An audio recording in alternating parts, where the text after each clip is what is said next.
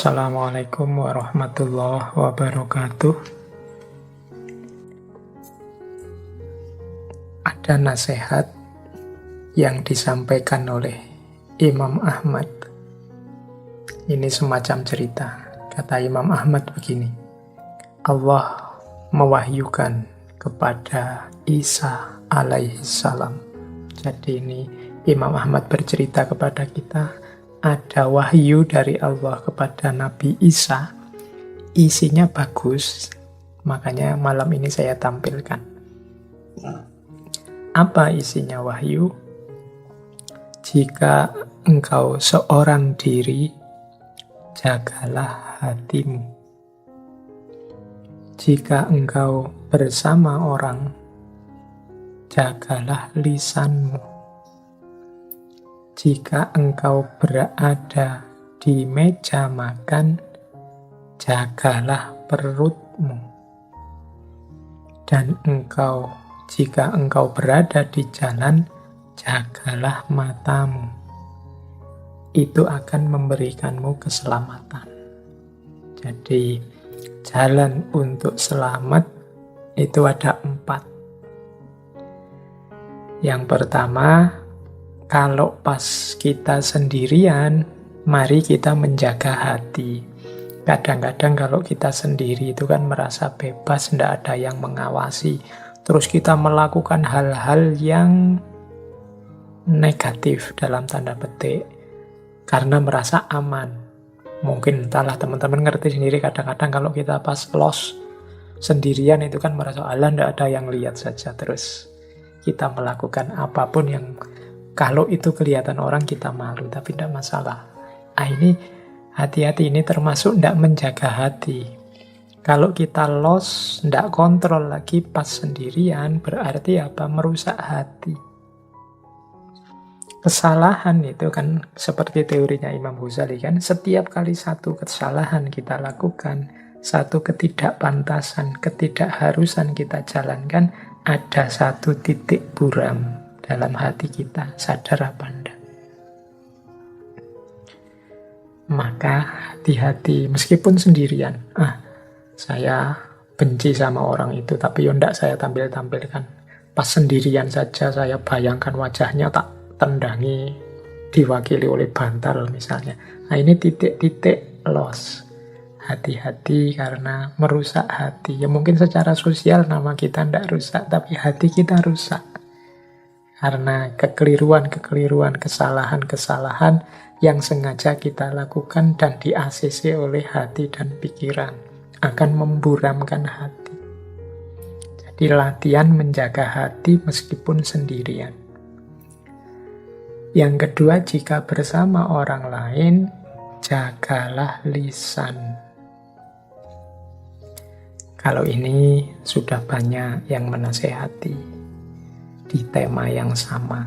Jadi kuncinya keselamatan bersama orang lain pertama-tama lisan kita.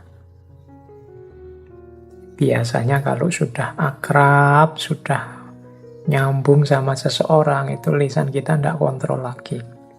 Sering salah ngomong. Baik, kalau hari ini ngomong itu kan bisa dalam bentuk tulis lewat postingan-postingan medsos atau dalam bentuk yang lain. Video-video dan macam-macam. Ayo hati-hati, kalau tidak ada pentingnya tidak usah ngomong. Kalau tidak ada urgensinya tidak perlu menyampaikan apa-apa. Coba dihitung, seandainya saya tidak posting ini, ada kerusakan apa? Ada kehancuran apa? Atau tidak ada efeknya apa-apa, sekedar menunjukkan bahwa aku ini pinter, aku ini alim, aku ini tahu banyak wawasan. Mari kita hati-hati. Kecuali memang urgent, ini harus saya sampaikan. Kalau tidak saya sampaikan, orang akan salah memahami, orang akan tersesat, maka saya sampaikan. Dan tidak ada niat sedikit pun untuk aku memamerkan kebisaanku, kemampuanku. Dan aku sadar aku juga tidak selalu benar. Ini juga termasuk menjaga lisan. Yang ketiga termasuk menjaga lisan, jika engkau berada di meja makan, jagalah perutmu. Ini menjaga perut. Perut itu sering disimbolkan dengan nafsu. Kalau perut ini kita artikan nafsu, meja makan ini bisa kita artikan dunia. Diartikan letterlek juga boleh, diartikan majasi sebagai nafsu dan dunia juga boleh. Kalau kita di meja makan tidak menjaga perut, biasanya efeknya individual dan sosial. Dan juga mungkin vertikal, ada religiusnya. Individual apa? Sakit. Kalau makan kita tidak kontrol, sakit. Hari ini penyakit-penyakit berat itu kan banyak yang awalnya karena makan yang tidak kontrol. Secara sosial apa? Kehormatan. Orang yang tidak bisa menjaga perilaku makannya di meja makan itu secara sosial biasanya dianggap tidak sopan, dianggap tidak etis, tidak beradab, tidak berakhlak. Kalau orang Jawa menyebutnya geragas, rakus, tidak pantas untuk dilihat. Jadi secara etik, estetik, bahkan logis, ini keliru. Maka ini maknanya dalam nasihat wahyu dari Allah kepada Nabi Isa ini. Jadi jika engkau berada di meja makan, jagalah perutmu. Yo secara vertikal hubungannya dengan agama, dengan Allah, yo pastinya Allah tidak ridho, tidak berkenan dengan kelakuan yang tidak menjaga diri, termasuk menjaga perut.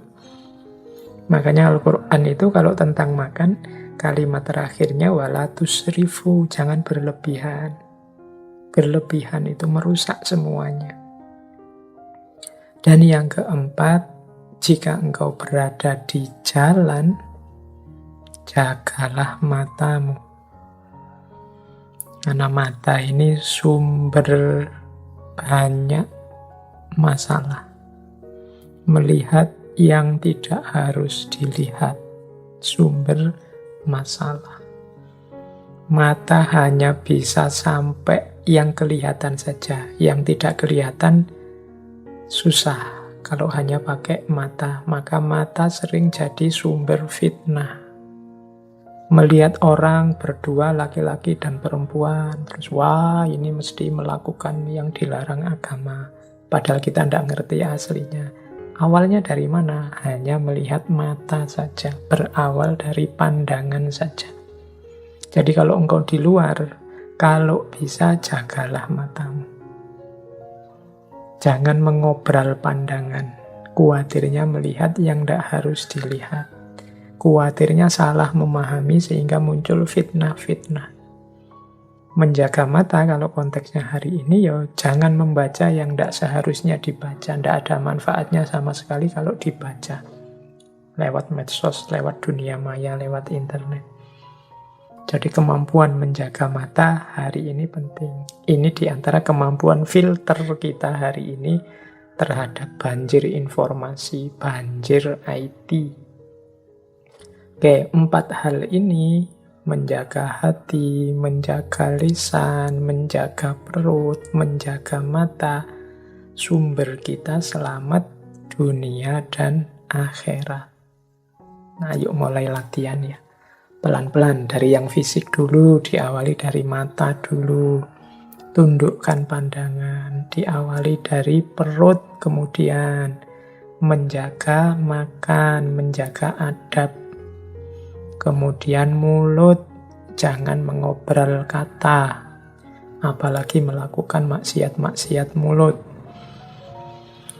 Dan yang terakhir, hati. Hati ini kuncinya hidup. Hati rusak berarti hidup rusak. Karena kuncinya hidup itu qalb. Ala wahyal qalb. Kalau dia rusak, kita rusak. Kalau dia baik, kita baik. Oke, ini di antara nasihatnya Imam Ahmad. Terus, nasihatnya Imam Ahmad lagi tentang hati. Menurut Imam Ahmad, segala sesuatu ada berkahnya. Berkahnya hati adalah merasa puas dengan pemberian Allah. Nah, ini informasi sekaligus tuntunan dari Imam Ahmad. Kalau ingin hati kita berkah, kalau saya sering bilang semoga ilmu kita berkah. Kalau ilmu berkah itu rasanya ilmunya biasa-biasa saja, tidak ada manuver-manuver yang luar biasa, pengetahuan yang sederhana saja, tapi manfaatnya besar untuk hidup. Itu ilmu yang berkah.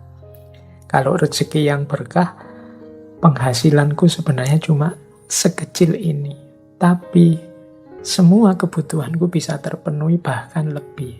Nah, ini namanya rezeki yang berkah. Karena Allah mengendalikan keinginan kita tidak macam-macam sehingga yang sedikit itu jatuhnya cukup. Kalau hati, katanya Imam Ahmad, berkahnya apa? Berkahnya adalah kalau kita puas dengan semua pemberian Allah apa adanya. Hati yang berkah itu berarti manusianya ridho, manusianya ikhlas, manusianya tidak mengeluh, senantiasa bersyukur terhadap apapun yang diberikan oleh Allah. Berarti hati kita berkah. Nah, semoga teman-teman, ayo introspeksi ya setelah ini. Ada banyak variabel dalam hidup kita, ada banyak momen dalam hidup kita. Masih ada ndak yang kita ndak terima? Masih ada ndak yang kita komplain? Masih ada nggak yang sudah ditetapkan Allah tapi masih ganjel dalam hati kita? Yo, kalau bisa kita hindari itu. Mari kita menghidupkan hati secara berkah. Kita merasa puas dengan pemberian Allah. Salah satu tips dari Imam Ahmad untuk membuat hati berkah adalah melembutkan hati. Cara melembutkan hati gimana? Antara lain dengan makan makanan yang halal. Ini kita bisa menerjemahkan, saya juga akan menerjemahkan makanan yang halal itu baik makanan konsumsi fisik maupun makanan konsumsi batin. Lu apa bisa Pak konsumsi batin yang halal? Ya banyak. Konsumsi halal secara batin itu kan ya yang mahmudah. Sementara yang haram secara batin yang mazmumah. Jangan masukkan benci, jangan masukkan iri, jangan masukkan hasud, jangan masukkan nifak dalam diri kita. Itu konsumsi yang haram secara batin. Kalau yang halal secara lahir dan secara batin, teman-teman mestinya sudah ngerti. Baik haram karena zatnya maupun haram karena sebab dan efeknya. Kan ada beras itu halal. Tapi kalau sebabnya mencuri, beras hasil ngutil, ya haram. Beras halal, cara memperolehnya baik. Berasnya sendiri juga baik. Tapi kalau dipakai untuk melecehkan orang, menghina orang, misalnya kita sedekah beras pada orang miskin sambil mencaci makinya, ya nilainya jadi, efeknya jadi buruk, jadi merusak. Yang haram-haram, baik secara lahir maupun batin, baik dalam zatnya, dalam prosesnya, dalam efeknya, akan membuat hati yang keras. Hati yang keras akan membuat hati tidak berkah. Hati yang tidak berkah itu hati yang tidak puas dengan ketetapan dan pemberiannya Allah. Nah, ayo sekarang mulai kita introspeksi. Kalau masih ada hal-hal yang kita komplain dari ketetapannya Allah, yang kita tidak ridho, tidak rela dari ketetapannya Allah, mungkin karena hati kita tidak berkah. Mengapa hati kita tidak berkah? Hati kita tidak lembut. Sehingga pemberian Allah selalu mental. Mengapa tidak lembut? Jangan-jangan yang masuk hal-hal yang tidak halal, baik secara lahir maupun secara batin.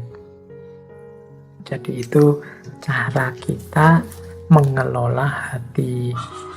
Kemarin-kemarin saya banyak bilang tentang tentang pikiran dan ilmu yang berkah.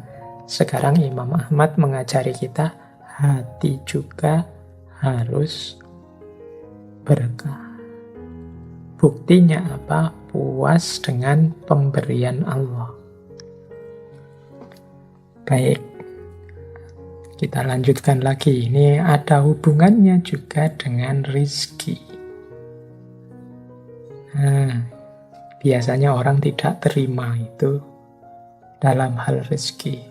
Gajiku kok sedikit ya, orang lain kaya, aku ndak punya apa-apa, dan seterusnya. Itu urusan rizki. Imam Ahmad memberi beberapa tips agar kita bisa menerima apapun ketetapan Allah dalam hal rizki. Kata Imam Ahmad, rizki itu kalau sudah jatah kita, rizki itu telah dibagi, tidak akan bertambah dan tidak akan berkurang. Setiap orang sudah punya jatah rizki sendiri-sendiri. Tapi Pak, kok ada orang itu yang rasanya kekurangan sementara yang lain kelebihan? Yaitu masing-masing dengan ujiannya sendiri-sendiri. Yang kelebihan, yang merasa lebih mau ndak berbagi, yang merasa kurang mau ndak tetap ridho dan sabar. Kalau jatah sudah pasti. Tinggal kita ridho atau tidak, menerima atau tidak ketetapannya Allah. Rezeki tidak akan bertambah atau berkurang. Yang kemudian dituntut oleh Allah sikap kita terhadap rezeki. Kata Imam Ahmad selanjutnya, rizki itu disebut bertambah jika pemiliknya memperoleh kemudahan dari Allah untuk menginfakkannya dalam ketaatan. Kalimat bertambah di sini bisa kita artikan barokah. Jadi rizki itu barokah kalau orang yang punya rizki dianugerahi oleh Allah kesadaran untuk berbagi. Menginfakkannya dalam ketaatan, itu barokah. Tadi di depan saya bilang, biasanya orang mendefinisikan rizki barokah itu jumlahnya sedikit tapi rasanya tetap cukup. Ya itu juga termasuk ziyadatul khair. Tapi ada lagi parameter untuk mengukur rizki kita itu benar-benar barokah apa tidak. Yaitu katanya Imam Ahmad, kalau kita punya kesadaran untuk berbagi. Berarti barokah. Yang namanya rizki itu kan jatah kita. Ndak bertambah, ndak berkurang. Lah kok kita mau berbagi dengan orang lain, berarti rizki kita barokah. Tidak sekedar yang sedikit jadi cukup, yang cukup jadi banyak. Tapi berapapun yang kita peroleh, kita punya kesadaran untuk berbagi. Kita tidak berambisi untuk menikmati sendiri, tapi ingin orang lain juga merasakan serba sedikit apa yang kita nikmati. Oke, jadi itu wasiat dari Imam Ahmad tentang rizki. Jadi kalau rizkinya barokah, insya Allah yang masuk ke dalam diri kita juga hal-hal yang barokah. Kalau sudah yang masuk hal-hal yang barokah, hati kita akan barokah. Hati yang barokah adalah hati yang diridhoi oleh Allah. Seperti yang kita jelaskan sebelumnya. Saya akhiri sekian untuk sesi malam hari ini. Kurang lebihnya mohon maaf. Wallahul muwafiq, wallahu a'lam bissawab. Wassalamualaikum warahmatullahi wabarakatuh.